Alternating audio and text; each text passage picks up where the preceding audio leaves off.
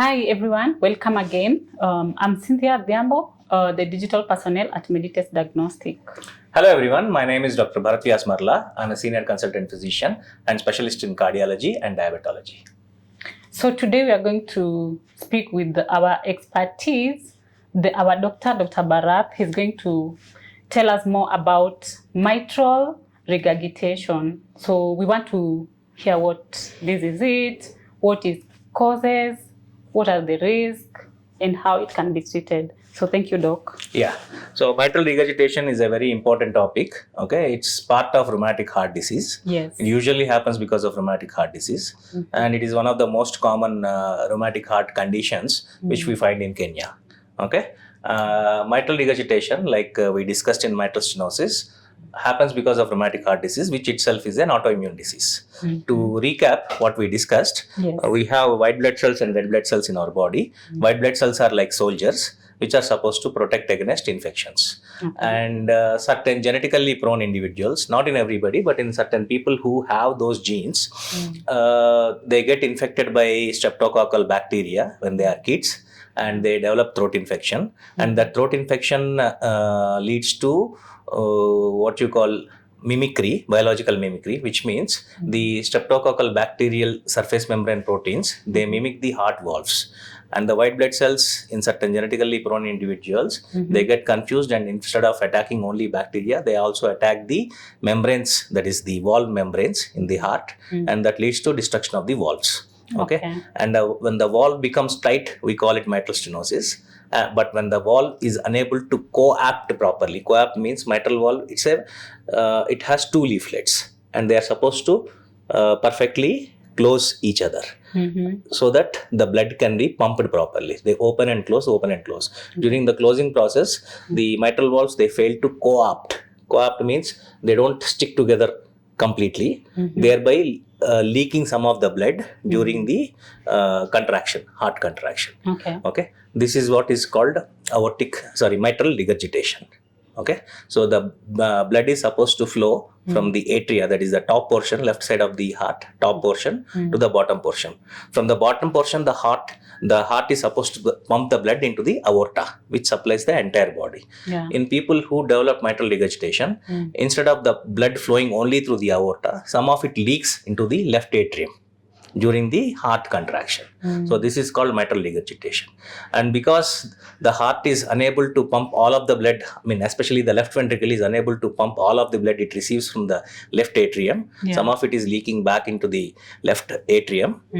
So the heart is unable to pump the blood efficiently. Okay, this is what is called mitral regurgitation. Okay, that's quite an explanation.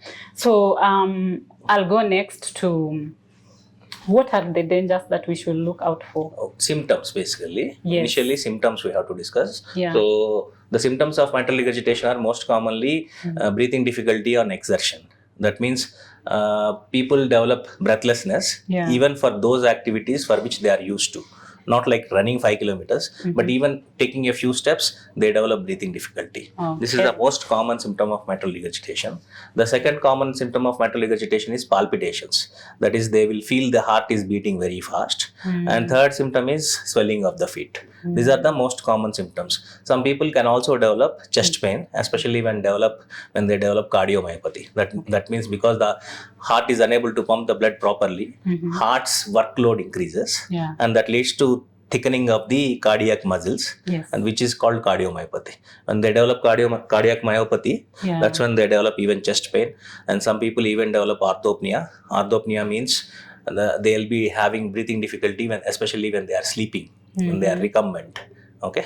And PND, paroxysmal nocturnal dyspnea, that means they have to get out of the bed in the middle of the night to catch a breath. Okay. Oh, okay. Okay. So that is PND. And some people can also develop something called syncope or pre-syncope. That means the feeling of losing consciousness or completely blacking out and losing consciousness. So these are the most common symptoms of mitral regurgitation.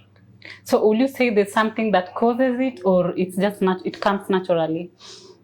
Yeah, the rheumatic heart disease is the one which actually causes mitral regurgitation. And mitral regurgitation leads to these symptoms. And these symptoms, they develop over a period of time, and people develop heart failure. Okay, doc. So approximately, if I would want to know, would you give it a period of time, like in timeline? How long does it take for you Yeah, to develop usually this? mitral regurgitation develops during when they are teens, like 12, 13 years of age. That's when the mitral regurgitation, the rheumatic heart disease develops. And some people develop mitral regurgitation. And when the mitral regurgitation happens, initially they may not be symptoms, but Yeah. over a period of time, in second decade and third decade, that is 20s and 30s, especially in young females, Yeah. they develop symptoms. But in Kenya, what happens is because the Kenyan people have got very good genes for the heart, Yes. their cardiac reserve is more.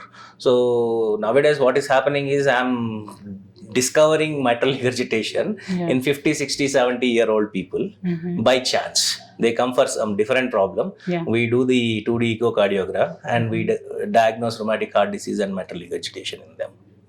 Okay, so another concern that I have for the audience, would you say there's a specific gender for this specific disease? More common in mitral regurgitation is more common in females, like mitral stenosis. Yeah. Young females in reproductive age group is very commonly observed. But we can also see that in older people and Yeah. also in men, although less. So everybody should just watch out for this. Yeah, I mean, doing a echocardiogram, especially when you have developed these symptoms during, the throat infection symptoms, and you suffered very badly during childhood. Yeah. If you have such kind of a history, it is always good to undergo 2D echocardiogram at least once to screen for rheumatic heart disease. Okay. So another question is, what will you advise your audience? Like, what should they do? Like, the treatment options, mitral regurgitation, initially we treat it medically. Yes. By giving medicines. Mitral regurgitation can be classified into mild, moderate, and severe.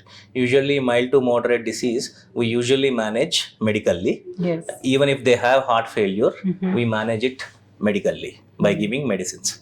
But when it becomes severe, especially if it is diagnosed early, severe mitral regurgitation, we can ask the patient to undergo open heart surgery to replace the valves.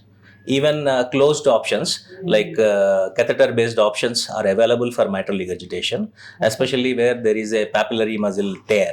Papillary muscle is the muscle which actually gets attached to the mitral valve and helps in its movement. And when this papillary muscle tear is suspected to be the reason for mitral regurgitation, we can treat that condition using catheter based technique. That means we don't need to cut open anything. We just pass a catheter through the thigh or through the hand. We go inside and we repair we fix the papillary muscle which got torn. But other cases, usually we do something called open mitral valvular replacement, where we either fix metallic valves or biosynthetic valves depending upon the condition of the patient. Is there anything additionally that you want your audience to know about mitral Early diagnosis? regurgitation? Early diagnosis is the most important thing that we should do in mitral regurgitation. Okay. And preventing the development of heart failure is very important by diagnosing early.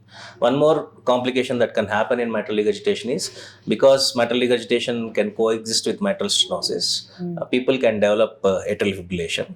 Or atrial fibrillation can also happen only because of mitral regurgitation, because of the dilatation of the left atrium. So this is the most common complication which can happen. And atrial fibrillation is again deadly because it can lead to formation of clots inside the heart. And these clots, when they are thrown up into the brain circulation, stroke happens. When it gets thrown up into the lung circulation, pulmonary thromboembolism happens.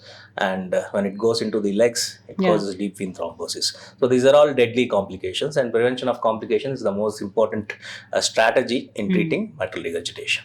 So how often should the patient come for the checkup? Once diagnosed, once the treatment is started, patient can follow up with the doctor every 3 months. Okay. Yeah. And another question is it relatable to other diseases? Like, for example, heart failure? Yeah, because mitral regurgitation itself can lead to heart failure. Okay. So those are the questions for today. Thank you so much, Doc. And see you for our next episode. Thank you so much. Thank you.